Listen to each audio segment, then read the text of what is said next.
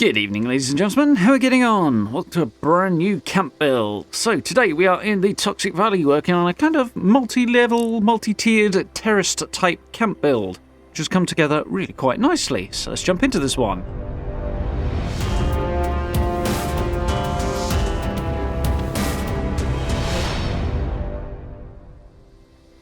So yeah, this one kind of popped into my head more or less fully formed. Kind of had a pretty clear picture for this going forward, but obviously a couple of changes along the way. Quite happy with how this came out. It's a reasonably cozy house with a cool little sort of garden design outside.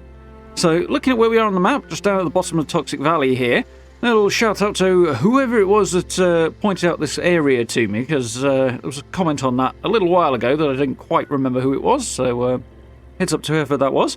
But this sort of valley here along the bottom edge of the Toxic Valley is really easy to miss, because it's sort of behind the mountains there, and the game kind of encourages you to either go south of it or north of it, but not through it. It's actually mostly dominated by a bit of a river that runs down to Gafton Lake, but kind of a cool spot. Not the flattest, but a bit of a slope works for this.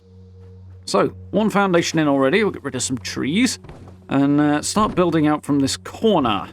And as you can see, we've got a bit of a slope here. We can sort of work our way down it. So this 2x2 is the main house, and we're going to add the kind of terraces on outside that. So get this one standing alone over there. We'll just drop that down. Use it as a guide to snap the next couple in. Pull this one out again. And I'm going to wrap sort of around the side here and then step down at the front towards the water there. Very unwholesome looking water. So again, I'm going to drop this down a little bit for the next level. Should be about right. Maybe one more. Nice. And we'll work our way across the front here. For those who aren't quite sure how to drop the foundations down like that, the game does not explain it very well, so I will link a video down below if you do want to check out on how to do that. It's dead easy to do. It covers PlayStation and Xbox as well, if you are interested. But yeah, quite easy to do and a really handy technique. Obviously it lifts them up as well if you want to do that, but I tend to find to drop them down more than lift them up, to be honest. So there we go, one more level in, and we'll sort of work on an entranceway here. I'm going to get to use a ramp, which I don't do very often there. Just need one more on the front here, which definitely needs to come down a little bit, because the foundation is too tall for what I've got in mind for the mental picture. Just nudge that down just a little bit.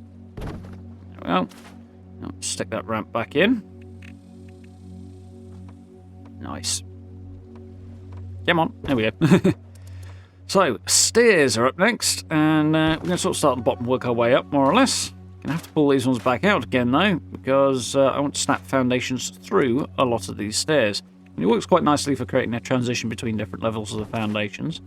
So, pull that one off, snap the stairs on here, and then foundation in afterwards. And build order being what it always is, that works quite nicely.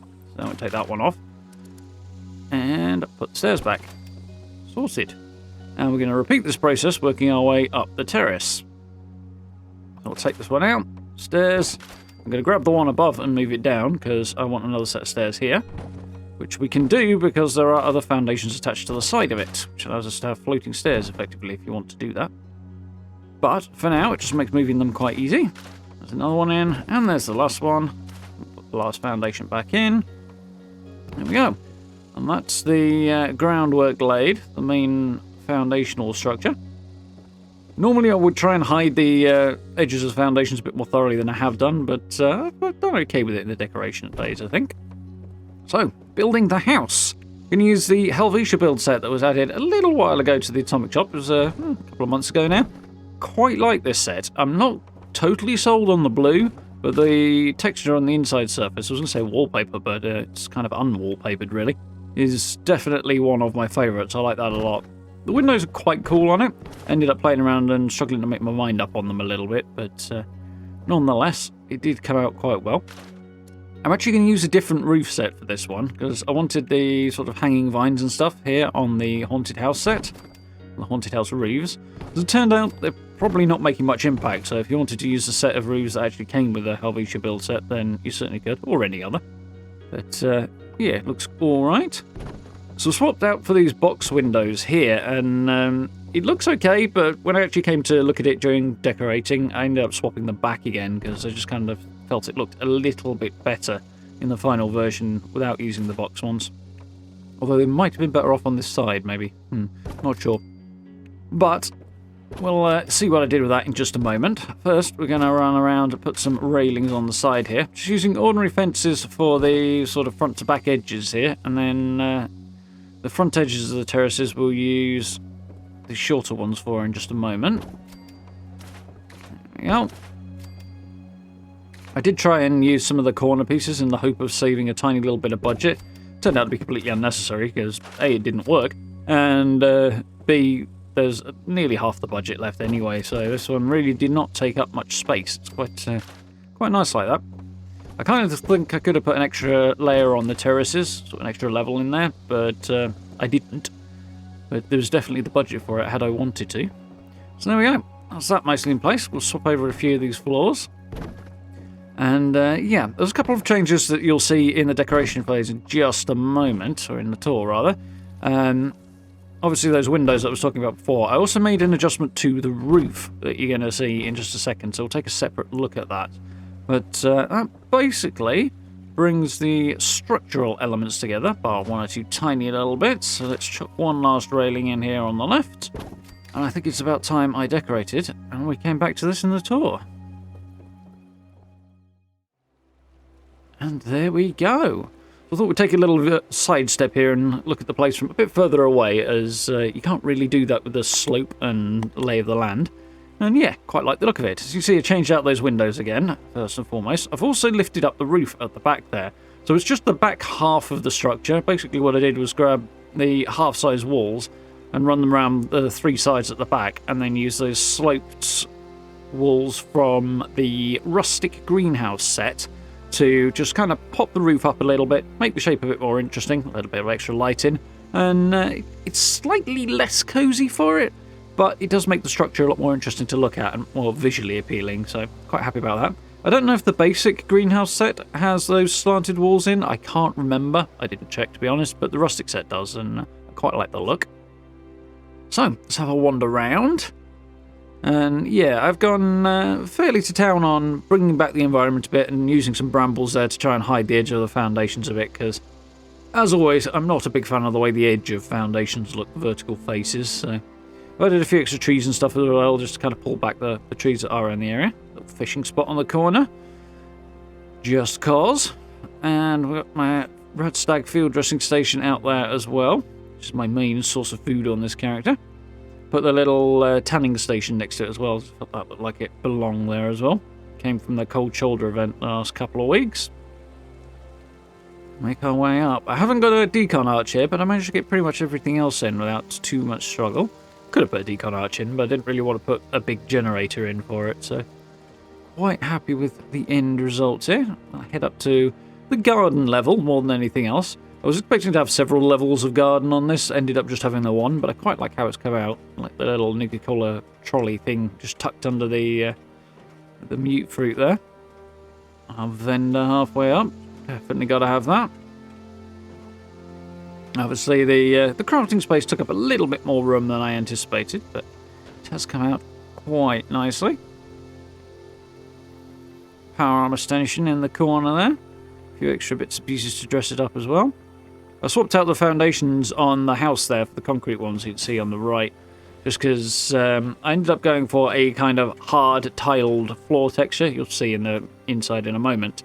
But in going for that, if you've got wooden foundations, you still get wooden footstep sounds. So it's a bit weird with a hard floor. So I changed it out for the concrete ones so that you got the right footstep sounds for the apparent material. And here we go. Last little bit of the crafting area up here. Put a few bits and pieces around the stash box there just to kind of look like there's stuff to salvage and break down for doing repairs and building stuff and so on. Just add a little bit of extra detail, especially as now we've got these options from the last couple of seasons, which is really nice. The desk fan and the typewriter and stuff. You can see I've extended the roof up there. Let's say it makes the shape just a little bit more interesting. It's relatively easy to do. And yeah, it just gets away from overt boxiness. My door options here are a little limited because I wanted it specifically to open inwards and to the left, so I had to find one that the hinges were on the right side for that, and turned out the haunted house door was the way to go.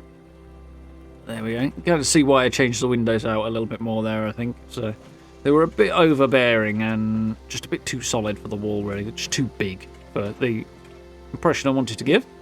A little table in there, partially as dining table function, but also because you can stand behind it on the other side, of the kitchen side, just so you can sort of use it as a preparation surface as well. Wanted to pull double duty. Did think about using a metal stash box for that, but I actually kind of like the way this has come out. See where I've extended the roof up there. I used one of the Helvetia set sort of window roofs, the little awning things that you put over the windows there, just to kind of create a smoke hood for the grill down there, the minecar grill. Obviously it doesn't do anything, but it kind of gives the impression. I quite like how that looks. So we've got the bed here from the current season, the Rip Daring and the Cryptid Hunt season. I really do like this sort of wooden frame, rustic looking bed. It looks like it's been thrown together by the player. It's quite nicely. The bedding's maybe a little tight on it, but I do like that we've got pillows and bedding and stuff like that actually on a bed for a change. It makes that one definitely a favourite of mine. The other one we got recently has a bit much bloodstains on it for my taste, but that one came out quite nicely from Bethesda there. So there's a little look out the windows that I added in. See, they snap in quite nicely. You need to take everything off and put those slanted walls on first. Otherwise, stuff starts to interfere and it doesn't want to snap. But it does make a little bit more of an interesting shape to look at. You've got a little area there to chill and relax, listen to the radio, that sort of thing. I should have put some magazines in to read, maybe. Didn't think of that for some weird reason. But, yeah, it's all good. Kind of light on the decoration, but I do like how it's come out. The Vault Boy painting there, by the way, along with the tin cans and the orange demijohn there on the table, those are all from a bundle that came from Twitch Prime back last year. So, unfortunately not available anymore, but they are quite nice things to use in decoration once in a while. So I put a few rugs down to sort of carpet the bit of the sort of homely areas that you'd want carpeted, as opposed to the kitchen, which obviously isn't carpeted. Because, we don't want to set the place on fire if we can possibly avoid, although that grill looks like it's doing its best anyway. But yeah, I kind of like that one. Reasonably cosy, not overdone, looks alright. I kind of like how this place has come out, I like the sort of way it climbs up the edge of the slope here from the water. Not that you'd want to go anywhere near the water when it's that colour, but yeah, I have actually seen real-world canals that colour in a few places, and it's not a pretty sight. It's kind of more worrying IRL than it is in the Toxic Valley, to be honest. So, one last thing to have a look at before we make our way out is this side gate and sort of area around the side of the build. This gate was weird. Firstly, I had to use the ramps here. I could have used any of the taller stairs in this place, but it was the only one that would snap on and allow me to have the gate too, so this one looked best, so this is the one I chose from the Abandoned Mindset. But you can sort of see the gate here sticks up above the level of the rest of the fence that it's attached to. It's not meant to do that. I basically just placed the thing on the edge of the foundation, right at the very edge, with the snapping toggled off, and then placed it. For some reason, the two fence pieces at the edges dropped down, and the gate stayed in the centre at the level it was initially placed, which was really weird, and I don't know why it happened, but it looks kind of cool, so I don't mind. We've got my shelter in down there, Collectron, Cosigato with a couple of bits to dress him up as well, so he's not sat on his own. A couple of bits to keep him repaired, and the toilet and shower out back as well. Stuck the skull on the side there, and it just kind of strikes me just how terrified it looks at being on the side of the toilet there, which is probably a reasonable feeling for the skull to have, I think. But it did amuse me a little bit, the way it's like, oh hell no, not again. It's quite a silly one. Little clipping on the wheelbarrow there. I might have to move that. I didn't realise that was happening. Still, on the whole, quite happy with how this came out. So I hope you folks did enjoy this one. If you did, please consider dropping subs and likes. I very much appreciate it. Hit that notification bell and then you know when I upload and go live. Speaking of, we are live streaming Fallout, of course, and we're working our way through Redfall at the minute as well. So if you'd like to join us for that, it's a good time. I do hope we'll see you there. And if you get a chance, check out social media links, merch store, channel memberships as well. I very much appreciate the support in that way. But for now, thank you very much for watching, and I look forward to speaking to you all very, very soon.